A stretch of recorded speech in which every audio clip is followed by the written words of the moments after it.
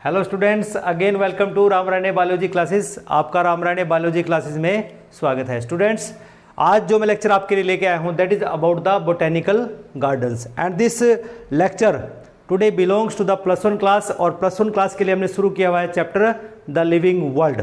और हमारा जो टॉपिक चल रहा है दैट इज टैक्सोनॉमिकल एड्स। और जो टैक्सोनॉमिकल एड्स होती हैं बच्चों, वो होती हैं हमारे पास टूल्स फॉर टैक्सोनॉमिकल स्टडी।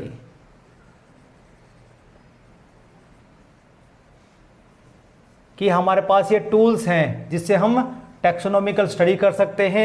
और टैक्सोनॉमिकल स्टडी किस काम के लिए, मीन्स ऑर्गेनिज्म की आइडेंटिफिकेशन के लिए करते हैं एंड उसकी क्लासिफिकेशन के लिए करते हैं। ठीक है ना। Already 1 lecture I have delivered on this topic taxonomical aids. उसमें हम जो हर्बेरियम होता है, जो एक टूल है हमारे पास, जो हमारे पास आइडेंटिफिकेशन और क्लासिफिकेशन में हेल्प करता है। तो बच्चों, अगर आपने वो लेक्चर नहीं देखा है अभी तक तो डिस्क्रिप्शन बॉक्स में उसका लिंक गिवन है, आप उसको वहाँ से देख सकते हैं। चलिए आगे शुरू करते हैं। जो सेकंड हमारे पास की है बोटेनिकल गार्डन्स, और you can say tool for the taxonomical study. सबसे पहले बात करते हैं व्हाट इज बोटेनिकल गार्डन्स। जो बोटेनिकल गार्डन्स हैं these are specialised gardens that have collection of living plants. यहाँ पर क्या होंगे, सारे के सारे लिविंग प्लांट्स होंगे and they are maintained for reference. वो रेफरेंस के लिए हमने मेंटेन किए हुए। रेफरेंस हम क्या किसको कहते हैं कि हमें कोई नई स्पीसीज मिली है कहीं से भी, हमारे पास रेफरेंस में ऑलरेडी उस तरह का प्लांट है तो उसके सारे कैरेक्टर्स, उसका जो हैबिटेट है, किस तरह के कैरेक्टर्स में क्या केमिकल पाया जाता है, वो रेफरेंस के ऑलरेडी हमारे पास बोटेनिकल गार्डन में अवेलेबल है। And that is they meant for the identification and the classification of the new plants. की जो नए प्लांट्स होते हैं, ठीक है ना, जो हमें मिलते हैं, उनकी पहचान करने के लिए, उनको क्लासीफाई करने के लिए हमारे पास रेफरेंस मीन्स हमारे पास रिपोजिट में, हमारे डिपॉजिट में कुछ प्लांट्स होते हैं which are available in these botanical gardens के अंदर वो प्रेजेंट होते हैं। दूसरा, जो बोटेनिकल गार्डन्स में प्लांट ग्रो किए जाते हैं वो डिफरेंट टाइप्स के होते हैं। ओके, वो किसके लिए उगाए जाते हैं, means scientific and educational purpose के लिए वो उगाए जाते हैं। वहाँ पर उनको तैयार किया जाता है कि उनके, हमारा मेन पर्पज़ यही है कि जब भी हम टैक्सोनॉमिकल स्टडी करेंगे कि बाहर से न्यू प्लांट लेके आएंगे हमारे पास, उसके बाद नंबर ऑफ कैरेक्टर्स होंगे, वो किस तरह से ग्रो करता है, कितनी ग्रोथ करता है, ओके, वो किस एरिया में पाया जाता है, वो सारी की सारी जो डिस्क्रिप्शन होगी वो हमारे पास एज ए रेफरेंस अवेलेबल होगी इन दीज बोटेनिकल गार्डन्स। तो सबसे पहला जो बोटेनिकल गार्डन है it was developed by Theophrastus. ठीक है ना, the great scientist in 370 to 285 BC में सबसे पहला बोटेनिकल गार्डन डिस्कवर किया गया। और जो बड़ा फेमस है hanging garden of Babylon were considered to the wonder of the ancient time. पुराने टाइम में सबसे फेमस हमारे पास है hanging garden of the Babylon. लेकिन अब बात कर लेते हैं कि हमारे पास आज की डेट में, या यू कैन से मॉडर्न डे बोटेनिकल गार्डन, ये कब शुरू हुआ, किसने शुरू किया और ये किस काम आते हैं। Actually these are considered as the natural and the economical reference. आज की डेट में जितने भी बोटेनिकल गार्डन्स हमारे पास अवेलेबल है, हम ये मानते हैं कि वो हमारे पास नेचुरल हैबिटेट में है और वो इकोनॉमिकल रेफरेंस के लिए हमारे पास अवेलेबल रहेंगे। क्यों? क्योंकि जब भी हमें कोई नई स्पीसीज मिलेगी उस स्पीसीज को हम रेफरेंस के तौर पे यहाँ पर बोटेनिकल गार्डन में लेके आएंगे और जो हमारे पास अवेलेबल प्लांट होगा उसके कैरेक्टर्स हम उसमें मिला के देखेंगे। उसकी हेल्प से, मीन्स जो बोटेनिकल गार्डन में हमारे पास प्लांट अवेलेबल होगा उसकी हेल्प से हम जो न्यू प्लांट आया है उसको आइडेंटिफाई, उसको क्लासीफाई करने की कोशिश वहाँ पर करते हैं। And these modern day botanical gardens contain besides, outdoor plants तो इनमें होंगे ही होंगे, इसके अलावा they consist of green houses इनमें होते हैं, लाइब्रेरी होती है, रिसर्च होती है, research laboratory, sorry you can say more accurately research laboratories are there. और जो हर्बेरियम की मैं बात कर रहा था, they are also present in these botanical gardens. Botanical gardens कैसे होंगे, with documented collection of the taxa. Documented का मतलब होगा बच्चों कि वहाँ पर जो हर्बेरियम अवेलेबल होगा उसके ऊपर सारी की सारी इंफॉर्मेशन अवेलेबल होगी, कि वहाँ पर ऑर्डर मेंशन होगा, उसका फैमिली मेंशन होगी, उसकी क्लास मेंशन होगी, उसकी स्पीसीज मेंशन होगी, हैबिटेट, बिहेवियर, कुछ characters, collectors name, date of collection, all these you can say वो जो हर्बेरियम होगा दैट इज टोटली डॉक्यूमेंटेड। उसके पास हमारे पास प्रूफ रहेंगे, डॉक्यूमेंटेशन हमारा उसका प्रॉपर होगा। Now come to the functions of the you can say botanical garden, कि हमारे पास जितने भी बोटेनिकल गार्डन्स हैं हमने किस लिए वो बनाए हैं, what is the purpose of making these botanical gardens. First is growing important plants for local flora, कि हमारे पास लोकल फ्लोरा में जितने भी तरह के प्लांट्स होते हैं, ठीक है ना, उनको हम यहाँ पर ग्रो करते हैं बोटेनिकल गार्डन में। Keeping record of local flora, कि ताकि हमारे पास जो लोकल जितने भी फ्लोरा है, जितने भी प्लांट्स अवेलेबल हैं, उसका एक रिकॉर्ड हमारे पास उस बोटेनिकल गार्डन में रहे। Third, providing living plant material for the systematic work, कि हम सप्लाई कर सकते हैं कि हमारा जो वर्क है, कि जो पर्टिकुलर प्लांट स्पीसीज है वो हमारे पास रहे, तो हम उसकी सप्लाई वहाँ से कर सकते हैं बोटेनिकल गार्डन से। Supplying seeds and material for different aspects of the botanical search, क्योंकि हम देखते हैं कि हमारे पास डिफरेंट बोटेनिकल सर्च इंस्टीट्यूट है, तो वहाँ पर बोटेनिकल का मतलब होता है प्लांट्स की स्टडी, वहाँ पर रिसर्च वहाँ पर चलती है। तो हमारे पास जो बोटेनिकल गार्डन्स होते हैं, हम कह सकते हैं कि they are the main resource from where the seeds and the plants are supplied to the you can say botanical research institutes. Now growing and maintaining rare, कि जो हमारे पास ऐसी स्पीसीज हैं विच आर वेरी रेयर, उनको grow करने में, उनको मेंटेन करने में। And more you can say endangered plants, endangered का मतलब होता है which are you can say edge of the extinction, कि हमारे पास उनका नंबर जो है वो डिक्रीज होता जा रहा है। वो कारण कुछ भी हो सकता है, कि वो ह्यूमन एक्सप्लॉयटेशन हो सकता है, या वो प्लांट्स रिप्रोडक्शन करने में यू कैन से प्रॉपर नहीं है, उनका जो रिप्रोडक्शन वो प्रॉपरली कर नहीं पा रहे हैं due to some you can say changes in the you can say environment, और यू कैन से वहाँ का जो हैबिटेट है वो एडवर्स हो चुका है।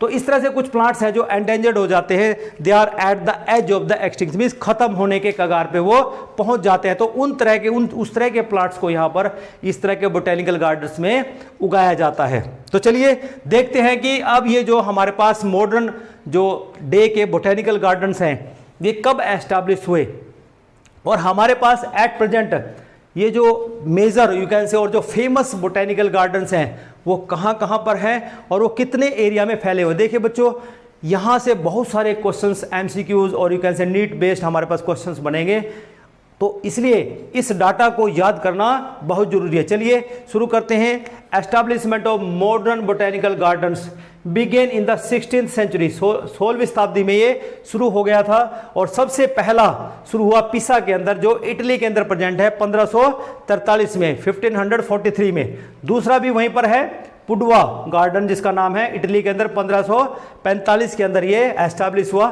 फिर जो थर्ड है जार्डिन डे जुस्यू जो फ्रांस के अंदर है 1593 में एस्टैब्लिश किया गया, और इसी तरह जो लेडन है जो नीदरलैंड के अंदर 1594 के अंदर एस्टैब्लिश किया गया। चलिए आप जरा जल्दी से पढ़ लेते हैं हमारे पास कि सब major you can say gardens of the world, कि वर्ल्ड के हमारे पास जो मेजर बोटेनिकल गार्डन्स हैं वो कौन कौन से हैं।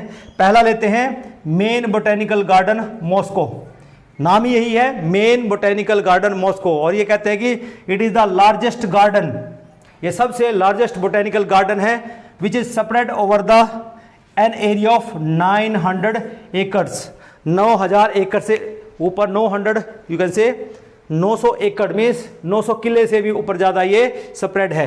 चलिए नेक्स्ट देखते हैं second. Now second is Bundy's garden जो वियना के अंदर है, and it is spread all over you can say an area of 400 acres, 400 acre के ऊपर ये स्प्रेड है। Now third one is royal botanical garden, Kew के अंदर है जो लंदन में प्रेजेंट है।